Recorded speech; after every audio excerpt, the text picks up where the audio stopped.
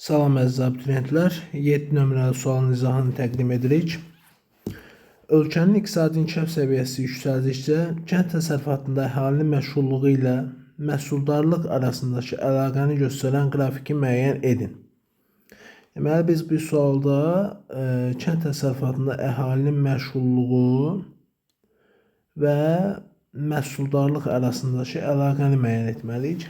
Öncəliklə qrafiki nəzərdən keçirməzdən öncə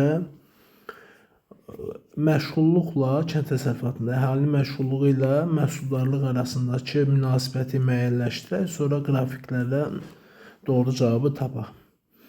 Deməli, əhalinin məşğulluğu kənd təsərrüfatında əsasən iqtisadi inkişafı zəif olan ölkələrdə daha çoxdur. Əhalinin əksər hissəsi aqrar sahədə fəaliyyət göstərir və əl əməyindən istifadə olunduğu üçün burada məhsuldarlıq aşağı səviyyədə olur.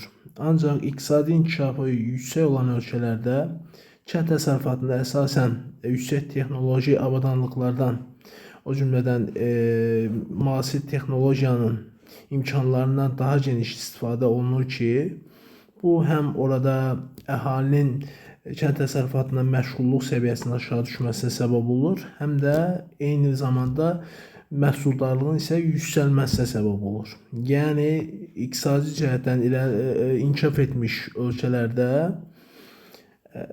əhalinin əksər hissəsi xidmət sahələrində çalışır, kənd təsərrüfatında, aqrar sahədə daha az sayda insan çalışır.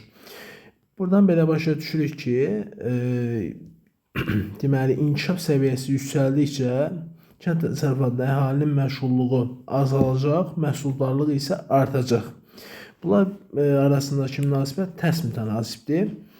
İndi isə biz verilmiş qrafikləri nəzərdən keçirək. Bu qrafikdə nəzərdən keçirdikdə görürük ki, kənd təsərrüfatında məhsuldarlıq, burada isə kənd təsərrüfatında məşğulluq verib. Düz mütənasibliyin qrafikidir burada. Hər ikisi artan ardıcıllıqla davam edir. Bu yanlış variantdır. Burada isə deməli, kənd təsərrüfatında məşğulluq, kənd təsərrüfatında, daha doğrusu burada məhsuldarlıq, burada isə məşğulluq. Bu ya tərs mütənasib, ya düz mütənasib olmalıdır. Heç bir halda belə qrafik ola bilməz. Bərabər də gedə bilməz. Deməli, biz burada D variantını nəzərdən keçirək. Buradan gördüyümüz kimi, kənd təsərrüfatında məhsuldarlıq artır. Eyni zamanda kənd təsərrüfatında məşğulluq isə azalır. Yana doğru diqqət edəsək. Deməli, bunlar arasındakı münasibət tərs mütənasibdir və bu qrafikdə də biz bunun əksini görürük.